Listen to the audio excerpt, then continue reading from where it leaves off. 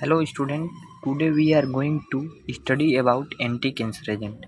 तो आज हम एंटी कैंसर एजेंट के बारे में पढ़ेंगे। तो सबसे पहले हमको एंटी कैंसर एजेंट के बारे में पढ़ने से पहले हमको कैंसर के बारे में जानना होगा। तो कैंसर जो होता है ये सभी वेल नोन है कि एक डिजीज़ है, बट ये डिजीज़ में होता क्या है। तो ये डिजीज़ जो है इसमें एबनॉर्मल सेल जो होते हैं या सेल कह सकते हैं अनकंट्रोल तरीके से बढ़ते हैं, अनकंट्रोल ग्रोथ करते हैं इसको। तो इसके बारे में हम केमिस्ट्री लैंग्वेज में अगर देखें तो cancer is term use for disease. Cancer का जो टर्म है इसका मतलब डिजीज़ होता है, या कोई एक सिंगल डिजीज़ का टाइप नहीं है, इसमें सेल से रिलेटेड डिजीज़ होता है कि सेल का अनकंट्रोल ग्रोथ होता है, उसे हम कहते हैं कैंसर। कई टाइप्स के होते हैं, जैसे आप भी जानते हैं ये बहुत ही खतरनाक डिजीज़ है। तो इस डिजीज़ में होता क्या है, इस डिजीज़ में होता है एबनॉर्मल सेल जो होते हैं डिवाइड विदाउट एनी कंट्रोल। तो किसी बिना कंट्रोल के ये डिवाइड होते हैं और ये इन्वेड कर सकते हैं, able to invade other tissue. ये दूसरे टिश्यू को भी इन्वेड कर सकते हैं, खराब कर सकते हैं, नष्ट कर सकते हैं। तो कैंसर एक मैलिग्नेंट डिजीज है which is produce due to uncontrol growth of cell. यह सिंपल डिफिनेशन है केमिस्ट्री लैंग्वेज में। Cancer is a malignant disease which is produce due to uncontrol growth of cell. There are certain substance, कुछ ऐसे substance होते हैं जो cancer produce करते हैं। जैसे आप पहले ही पढ़े होंगे, कार्सियोजेनिक हाइड्रोकार्बन जो होते हैं वो हमें कैंसर प्रोड्यूस करते हैं। तो उन सब्सटेंस को हम कार्कोजेनिक्स या कार्किसन कहते हैं। मतलब ऐसा कोई भी सब्सटेंस जो कैंसर प्रोड्यूस करता है उसे हम क्या कहते हैं, कार्किजन कहते हैं। और आप भी जानते हैं कि यूवी रेडिएशन या जो रेडिएशंस होते हैं वो भी ज़्यादा लिमिट से ज़्यादा पर हमारे स्किन कैंसर प्रोड्यूस करते हैं। मतलब रेडिएशन भी हमको प्रोड्यूस करते हैं सब कैंसर। तो कैंसर सेल्स होते क्या है, यह अदर पार्ट्स बॉडी के अदर पार्ट्स तक भी स्प्रेड कर सकते हैं। आप किसके सहायता से स्प्रेड कर सकते हैं, ब्लड या ब्लड लिम्फ के सहायता से स्प्रेड करते हैं। तो कैंसर होता क्या है, abnormal development of the normal cell. Cancer का सीधा मतलब है, कैंसर दो टाइप के होते हैं, एक बेनिगिन होता है जिसे हम नॉन मैलिग्नेंट ट्यूमर कहते हैं, और एक होता है मैलिग्नेंट ट्यूमर। तो मैलिग्नेंट मतलब नॉन मैलिग्नेंट। तो इसमें ये बहुत जैसे होता है स्लो ग्रोथ, इसमें जो सेल होते हैं बहुत धीरे ग्रोथ करते हैं, मतलब एबनॉर्मेलिटी में आते हैं। लेकिन यह जो होता है ये क्वाइट लार्ज, मतलब धीरे धीरे ज़्यादा बड़ा हो सकता है। जहाँ पर ये ओरिजिन होता है वहीं तक होता है, but it remains restricted to the place of origin. या जिस स्थान पर, जिस प्लेस पर ये कैंसर का जो सेल बढ़ रहा है वहीं पर तक रिस्ट्रिक्टेड रह सकता है, और अदर सेल्स में या अदर टिश्यू को ये इफेक्ट नहीं करता है। इस कैंसर का इलाज भी है, मतलब इसको हम रिमूव कर सकते हैं। एंड मोस्ट केसेस, और अधिकतर केस में ये दोबारा कैंसर होता नहीं है। तो it is not concern of adenoma, मतलब ये ग्रेनुअल टिश्यू और फाइब्रोमा इसका ये कंसर्न नहीं है। मतलब कनेक्टिव टिश्यू और ग्रेनुअल टिश्यू को ये कोई कंसर्न नहीं करता है। दूसरा है मैलिग्नेंट ट्यूमर, ये सबसे खतरनाक है। और ये क्या होता है, uncontrol growth of the cell which at last spread over neighbouring tissue. इस यह क्या करता है, अपने नेबरिंग टिश्यू में भी इफेक्ट करता है। उसके बाद से क्या है, the cell of the tumour, इस ट्यूमर का जो सेल है ब्रेक अवे, मतलब टूट जाता है और माइग्रेट करता है, टूट के, जैसे सेल हो गया टूट के माइग्रेट करता है, दूसरे पार्ट तक जाता है। अब वहाँ पे जाके ये इकट्ठा होता है, मतलब वहाँ पे जाके ये क्या होता है, कोआगुलेट होता है। मतलब जो कैंसर्स के सेल है, मान लीजिए कैंसर के सेल है तो टूट के जाएगा, फिर वहाँ जाके इकट्ठा होगा ऐसे। तो breaks away and migrate through blood stream और लिम्फ की सहायता से दूसरे पार्ट्स के बॉडी में जाएंगे सब, और क्या करेंगे, सब एक्युमुलेट होंगे, सब एक पास इकट्ठा होंगे सब, एंड सेकेंडरी ट्यूमर का ग्रोथ करेंगे सब।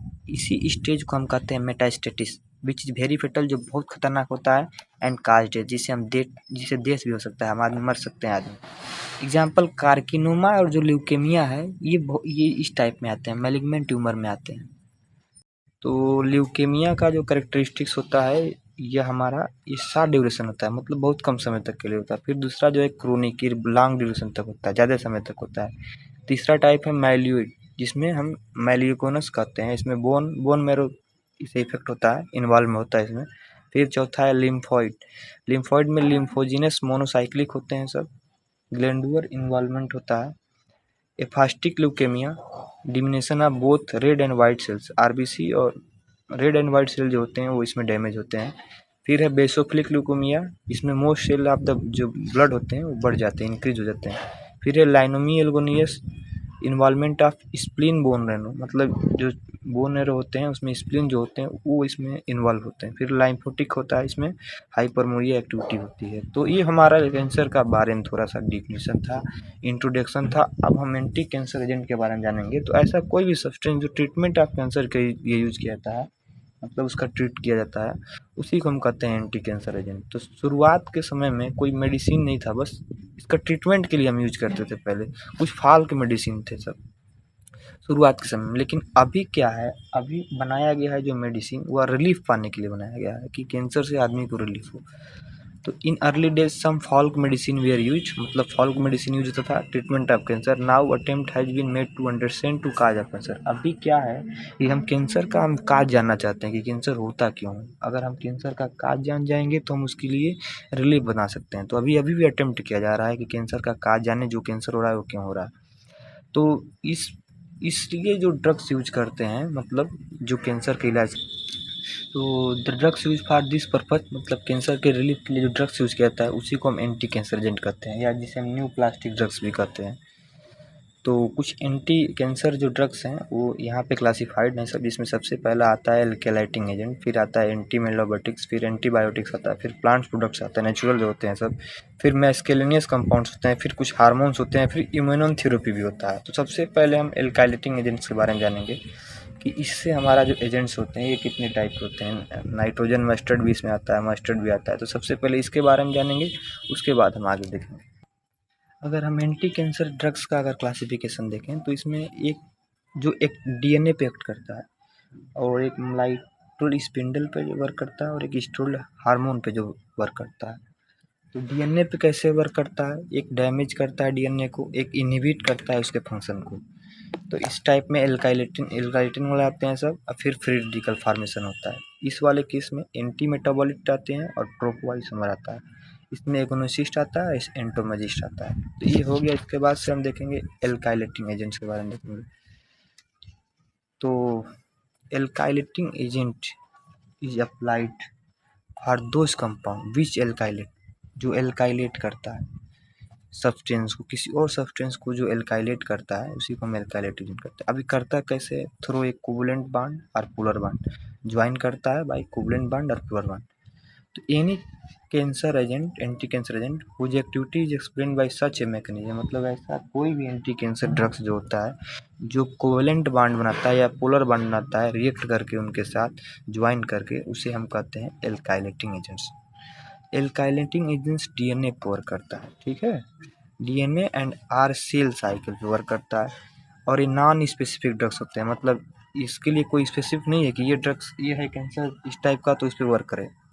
इसीलिए हाईली रिएक्टिव होते हैं, इलेक्ट्रोफिलिक स्पेसी होते हैं, मतलब इलेक्ट्रॉन डिफिशियंट स्पेसी होते हैं। जो कोवलेंट बाड होते हैं एल्किल ग्रुप से, जैसे ये देखिए इलेक्ट्रॉन डिफिशियंट स्पेसी बॉन्डेड है एल्किल से, कोवलेंट बाड होगा कार्बन है तो उसके बाद से ऑन टू न्यूक्लियोफाइल साइड, मतलब ई एल्किल ग्रुप से न्यूक्लियोफिलिक साइड के द्वारा या माइक्रो मालिक्यूल द्वारा बॉन्डेड होते हैं। जैसे एग्जांपल में base are DNA and protein, ये हो गया इसका। तो टाइप्स ऑफ एल्काइलेटिंग एजेंट दो टाइप्स के होते हैं, मेनली दो टाइप्स के होते हैं। एक होता है मोनोफंक्शनल एल्काइलेटिंग एजेंट और एक होता है बिस फंक्शनल। तो मोनोफंक्शनल नाम में ये मोनो मतलब सिंगल, तो ऐसा एल्काइलिंग एजेंट जिसमें ओनली वन रिएक्टिंग ग्रुप होता है जो सिंगल स्ट्रैंड, मतलब डीएनए के दो स्ट्रैंड में से एक को ब्रेक करता हो या डैमेज करता हो, उसे हम मोनोफंक्शनल कहते हैं। मोनोफंक्शनल मतलब ऐसा एल्काइलेटिंग एजेंट या रिएक्टिंग ग्रुप जो सिंगल स्ट्रैंड को ब्रेक करता है डीएनए का, उसे हम मोनोफंक्शनल कहते हैं। फिर बीस फंक्शनल मतलब क्या होता है, इसमें दो ग्रुप होते हैं which can forms cross link with cellular माइक्रोमेज, जो क्रॉस लिंक बना सकते हैं, क्रॉस ऐसे होता है ना, क्रॉस लिंक बना सकते हैं सेलुलर माइक्रो मॉलिक्यूल के साथ।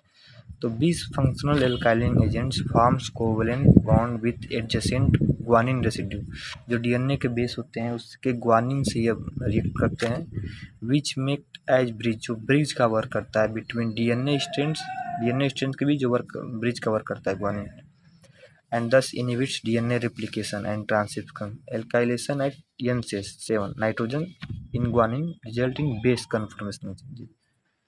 तो जब जो हमारा ब्रिजिंग होता है उससे नाइट्रोजन 7 जो ग्वानिन में होता है उससे उसका कन्फर्मेशन चेंज हो जाता है। तो main effect of alkylating agent on DNA synthesis.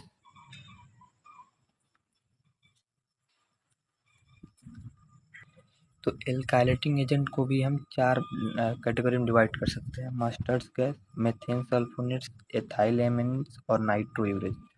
तो मस्टर्ड में नाइट्रोजन मस्टर्ड आता है, तो सबसे पहले मस्टर्ड के बारे में स्टडी करेंगे अगले लेक्चर में। तो वीडियो देखने के लिए धन्यवाद और इस चैनल को सब्सक्राइब करें। मस्टर्ड्स के बारे में हम अगले वीडियो में या लेक्चर में हम इसको एक्सप्लेन करेंगे, इसको सभी को एक्सप्लेन किया जाएगा एंटी कैंसर ड्रग्स के बारे में। ये बहुत इंपॉर्टेंट टॉपिक है।